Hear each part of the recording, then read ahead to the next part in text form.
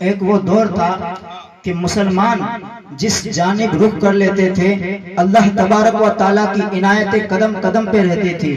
ایک وہ دور تھا کہ جب مسلمان کسی راہ سے گزر جاتے تو ہر وقت اللہ کی رحمتیں ان پر نازل ہوتی تھی۔ حضرات محترم ایک دور تھا کہ ہر وقت مسلمان فتح و نصرت مسلمانوں کے قدم چوما کرتی تھی، لیکن حضرات محترم آج ایک دور ہے، آج ایک دور یہ بھی ہے کہ مسلمانوں کی عزت و آبرو مسلمانوں کی عزت و آبرو مال کی حفاظت نہیں، مسلمان کی حفاظت نہیں، اور ہر طرف ہر جانب افراتفری کی کیفیت ہے، ہر جانب افراتفری کی کیفیت ہے۔ حضرات محترم جب یہ شکست اور تکلیفیں اور یہ ہزیمتیں جب ہم دیکھتے ہیں، جب یہ ہزیمتیں جب دیکھتے ہیں، اس دور حاضر میں جب یہ ہزیمتیں دیکھتے ہیں تو ہمارے ذہن میں ایک سوال پیدا ہوتا ہے کہ مذہب دنیا میں بے شمار مذہب ہے، اور ان تمام مذہبوں میں اگر کوئی پسندیدہ مذہب ہے تو وہ مذہب اسلام ہے، کیونکہ رب تبارک و تعالیٰ نے خود قرآن مجید میں ارشاد فرمایا اِنَّا عِنْدَ اللَّهِ الْإِسْلَامِ، اگر اللہ کے نزدیک کوئی محبوب دین ہے، اگر کوئی پیارا دین ہے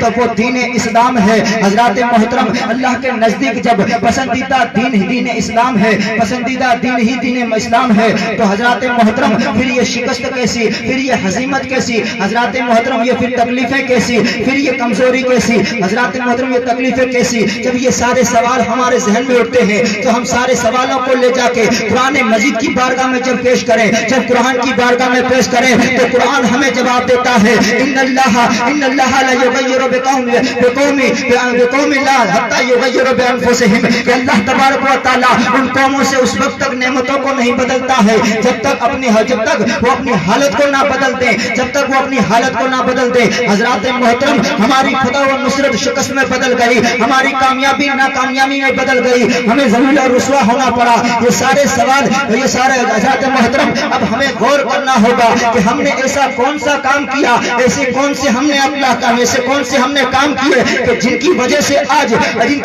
آج ہوا ہمارے مخالف ہو چکی ہے۔ ارے وہ قوم جو دنیا کے ہر میدان میں شہنشاہی کا تاج پہنا کرتی تھی، آج وہی قوم ذلیل و رسوا نظر آ رہی ہے، آج وہی قوم گرتی ہوئی نظر آ رہی ہے۔ وہ قوم جسے دیکھ کر لوگ فخر کیا کرتے تھے، لیکن آج وہی کسی قوم پر دوسرے غیر قوم دیکھتے ہیں تو ہنس رہے ہیں۔ حضرات محترم ہمارے یہ کیسے کون سے اعمال ہیں جن کی وجہ سے آج ہم ذلیل و رسوا ہیں؟ جب یہ سوال بھی ہم آج حدیث مبارکہ میں کرتے ہیں جس کا جواب آج سے 1400 سال پہلے ہمارے اور آپ کے آقا نے قرآن مجید و حدیث پاک میں فرمایا کہ اللہ تبارک و تعالیٰ قرآن ہی کے ذریعے کتنی قوموں کو بلند کرتا ہے، بلند اور بالا مقام تک پہنچاتا ہے، اور کتنی ہی قوموں کو پستی اور تنزلی میں ڈال دیتا ہے۔ اس لیے تو کوئی اہل شاعر پکارے تھا کہ خدا شاہد ہے جب اہل قرآن عامل قرآن تھے، خدا شاہد ہے کہ جب اہل قرآن عامل قرآن تھے، انہی کے پیچھے گردن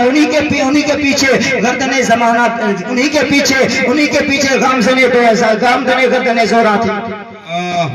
حضرات محترم وہ مقام تھا ہمارا، لیکن آج کوئی پوچھنے والا نہیں ہے۔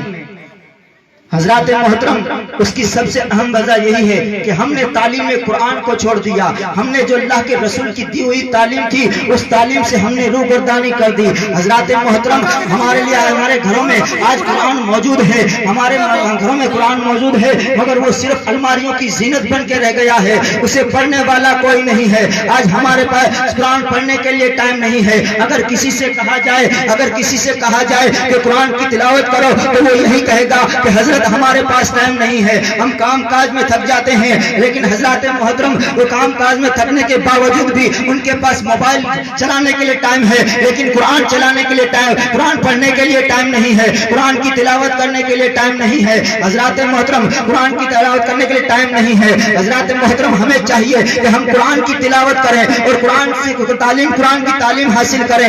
حدیث مبارکہ میں قرآن کی تلاوت کرنے کے بے شمار فضائل آئے ہیں۔ میں آپ حضرات کے سامنے چند احادیث پیش کرتا ہوں۔ حضرت ابو ذر رضی اللہ تعالیٰ عنہ کہتے ہیں میں اللہ کے رسول کی بارگاہ میں گیا اور میں نے جا کے عرض کی یا رسول اللہ مجھے کوئی وصیت فرمائے، تو اللہ کے رسول نے مجھے فرمایا کہ ابو ذر تقوی کا اہتمام کرو۔ پھر میں نے کہا یا رسول اللہ اس کے علاوہ کچھ اور بھی ارشاد فرمائے، تو آپ نے فرمایا کہ اے ابو ذر قرآن کی تلاوت کیا کرو، کیونکہ قرآن کی تلاوت یہ دنیا میں نور ہے اور آخرت کا ذخیرہ ہے۔ حضرات محترم اسی طرح کی ایک روایت اور ہے، حضرت جابر رضی اللہ تعالیٰ عنہ روایت کرتے ہیں، حضرت جابر رضی اللہ تعالیٰ عنہ روایت کرتے ہیں کہ سرکار دو عالم صلی اللہ علیہ وسلم نے فرمایا کہ ہر امت کے لیے کوئی شرف ہے، ہر امت کے لیے ایک شرف ہے، اور میری امت کے لیے شرف یہ قرآن مجید ہے۔ حضرات محترم ایک حدیث پاک میں ہے، سرکار دو عالم صلی اللہ علیہ وسلم کا فرمان عالی شان ہے،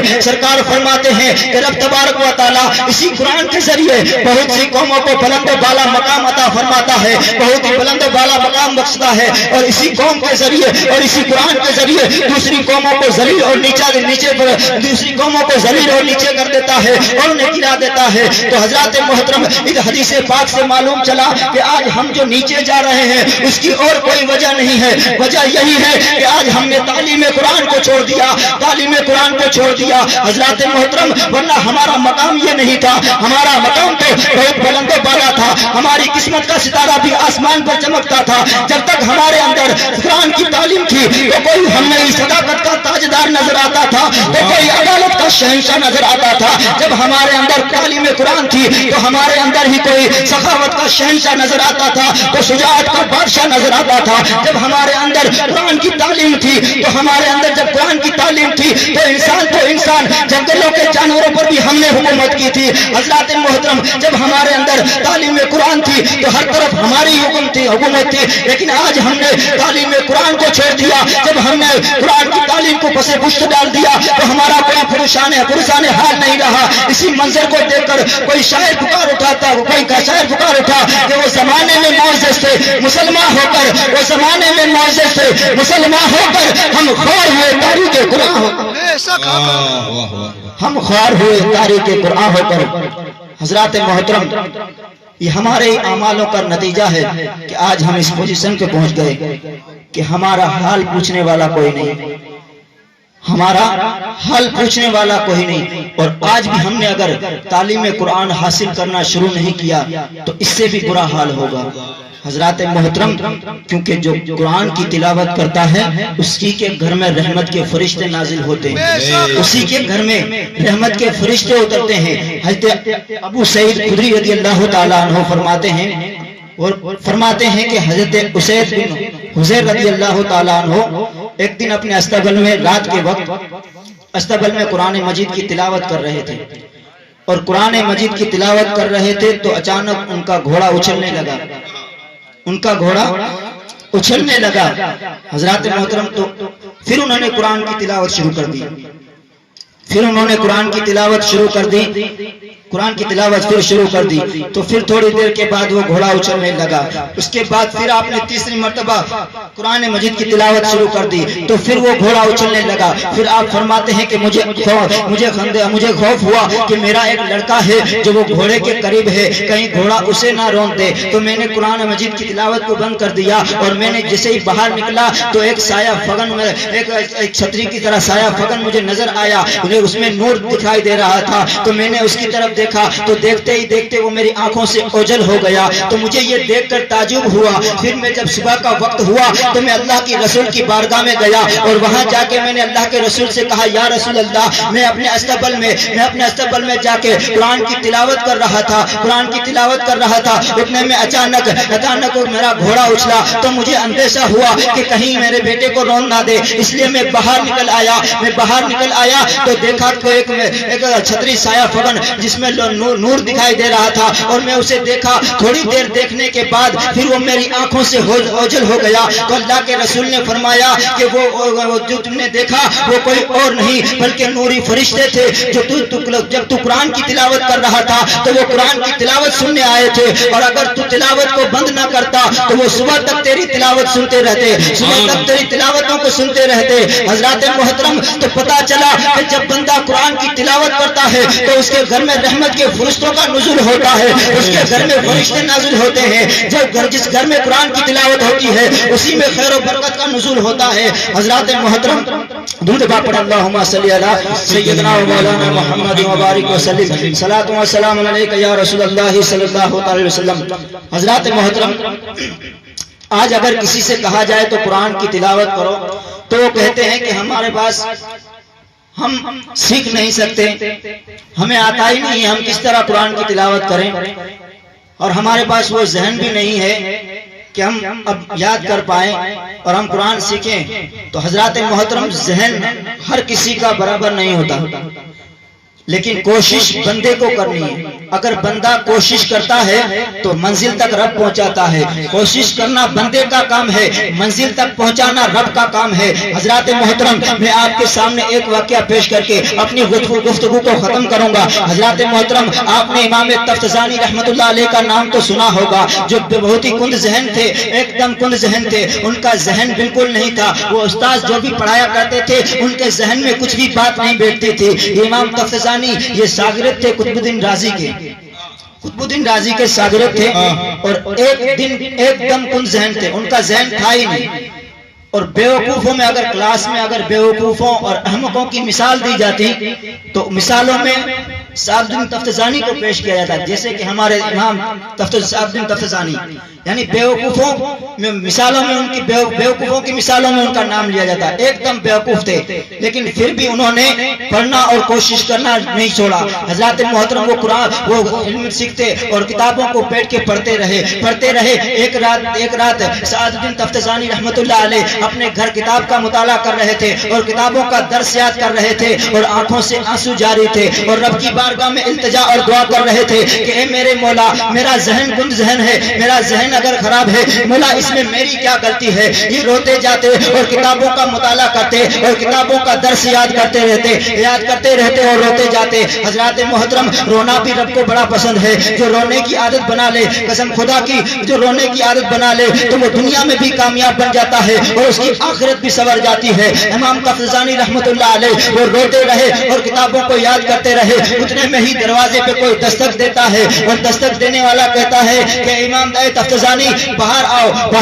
تو آپ نے جواب دیا کہ نہیں میں باہر نہیں آؤں گا. میں تو کہا کس لیے؟ تو کہا چلو سیر کے لیے چلتے ہیں. تو آپ نے کہا نہیں، میں گھومنے کے لیے پیدا نہیں کیا گیا، میں گھومنے کے لیے میرا مقصد گھومنا نہیں ہے، بلکہ مجھے تو بنایا اس لیے گیا ہے کہ میں علم حاصل کروں، میں تعلیم علم حاصل کروں، میں شریعت مصطفیٰ کو جانوں. مجھے بنایا اس لیے گیا ہے کہ میں قرآن و حدیث کا علم حاصل کروں. آپ نے کہا میں گھومنے کے لیے نہیں بنا گیا. پھر آپ کتابوں کا مطالعہ کرنے لگے. اس کے بعد پھر دوسری مرتبہ دستک دی اور کہا اے تفتزانی باہر آ جاؤ، چلو سیر کے لیے چلتے ہیں. تو آپ نے کہا نہیں، میں نے کہا نا میں گھومنے کے لیے نہیں بنایا گیا، میں گھومنے پھرنے کے لیے نہیں بنایا گیا، میں تو تعلیم قرآن اور میں قرآن و حدیث کے سیکھنے کے لیے بنایا گیا ہوں، میں نہیں آؤں گا. یہ کہہ کر آپ نے یہ کہہ دیا اور کتابوں کے مطالعے میں لگ گئے، کتابوں کا مطالعہ کرنے میں لگ گئے. حضرات محترم پھر تیسری مرتبہ دستک ہوئی اور کہا اے تفتزانی باہر آؤ. لیکن آپ نے کہا پھر وہی جواب دیا کہ میں نے کہا نا کہ میں باہر اس لیے گھومنے کے لیے نہیں بنایا گیا، شعر و تفریح کے لیے نہیں بنایا گیا، بلکہ میں تو قرآن کی تعلیم اور قرآن و حدیث سیکھنے کے لیے بنایا گیا ہوں. تو باہر سے آواز آئی ذرا باہر آ کے دیکھ تو صحیح ہے کون. تو آپ نے کہا کون ہے؟ ارے وہی ہے سرکار باہر کوئی اور نہیں بلکہ آمینہ کے دال، دونوں عالم کے مالک و مختار موجود تھے، دونوں عالم کے شہنشاہ موجود تھے. جب یہ بات تفتزانی کو بڑے پتہ چلی تو وہ وہیں اپنی کتابوں کو چھوڑ دیے، اپنی پگڑی بھی وہیں چھوڑ دیے، اپنی چمپل جوتوں کو وہیں چھوڑا اور وہاں سے جلدی بھاگے. جو تفتزانی رحمت اللہ علیہ جن کو کتابوں سے محبت تھی، جو کتابوں سے محبت کرتے تھے، لیکن جو علم حاصل کرنے سے محبت کرتے تھے، لیکن جب وہ ذات وہاں تشریف لائی جس کے نام کا علم دنیا میں بڑھتا ہے، تو وہ امام تفتزانی وہاں سے باہر تشریف لائے اور سرکار کی بارگاہ میں عرض کرتے ہیں یا رسول اللہ کیسے آنا ہوا، آپ کیسے آئے؟ تو اللہ کے رسول نے فرمایا اے تفتزانی اپنا منہ کھولو. تو جب امام تفتزانی نے اپنا منہ کھولا تو سرکار دو عالم صلی اللہ علیہ وسلم نے اپنا لعاب دہن ان کے منہ میں ڈال دیا اور سرکار وہاں سے تشریف لے گئے. لیکن جب دوسرے دن اسی کلاس میں امام تفتزانی پہنچتے ہیں، جب اسی کلاس میں جب امام تفتزانی جاتے ہیں اور قطب الدین رازی جب کتاب پڑھاتے ہیں تو جس طرح سانپ اپنے شکار کو دیکھ کر اچھل کے مارتا ہے، اسی طرح جب امام قطب الدین رازی کتاب پڑھا رہے تھے تو ہر نقطے پہ امام تفتزانی ان کو روک لیتے اور آگے بڑھنے نہیں دیتے. جب یہ عالم دیکھا تو قطب الدین رازی کہے امام تفتزانی تو نیند میں ہے یا میں ہوں؟ آج یہ ہوا کیا؟ ایک ہی رات میں یہ کیا ہو گیا کہ جو کل ذہن جو بیوقوفوں میں تیری مثال بھی نہیں جاتی تھی، یہ آج اچانک تجھے ہو کیا گیا ہے؟ آج تجھے یہ کیا ہوا ہے؟ کیا بات ہے؟ تفتزانی نے کہا کہ میرے استاذ بات تو کوئی ضرور ہے لیکن میں آپ کو بتاؤں گا وہ بھی اکیلے میں کسی اور کو نہیں بتاؤں گا. تو امام قطب الدین رازی نے کہا ٹھیک ہے چلو میں تمہیں ابھی لے کے جاتا ہوں, اور ان کو ایک علیحدہ کمرے میں لے کے گئے اور آپ نے کہا کہ تفتزانی بتاؤ یہ تجھے کہاں سے حاصل ہوا, تجھے یہ کہاں سے ملا کہ ایک ہی دن میں تیرا مقدر بدل گیا. تو امام تفتزانی نے کہا کہ ہوا تو یہ کہ جس کا انتظار کئی برسوں سے میں کر رہا تھا, کل رات کو وہی ذات میرے گھر تشریف لائی اور میرے منہ میں لعاب دہن ڈالا اور اسی کی برکت ہے آج. تو امام قطب الدین رازی نے جب یہ دیکھا تو قطب الدین رازی نے کہا کہ امام تفتزانی تو ناز کر اپنی قسمت پہ, تو ناز کر اپنی قسمت پہ کہ اللہ نے تجھے کل ذہن بنایا تو تیرے گھر اللہ کے رسول آئے. اور اے تفتزانی آج قطب الدین بھی یہ تمنا کرتا ہے کہ کاش قطب الدین رازی کو بھی تیری طرح بد ذہن بنایا ہوتا. سبحان اللہ سبحان ذات اللہ. محترم اگر کوشش بندہ کرتا ہے تو منزل تک رب پہنچاتا ہے. اللہ تبارک و تعالیٰ کی بارگاہ میں دعا ہے کہ جو کچھ بھی میں نے بیان کیا اس میں کسی قسم کی خامیاں رہ گئی ہوں, اللہ تبارک و تعالیٰ اپنی شان کریم اپنی شان رحمی سے معاف فرمائے. وما علینا الا البلاغ وآخرنا دعوانا الحمدللہ رب العالمین.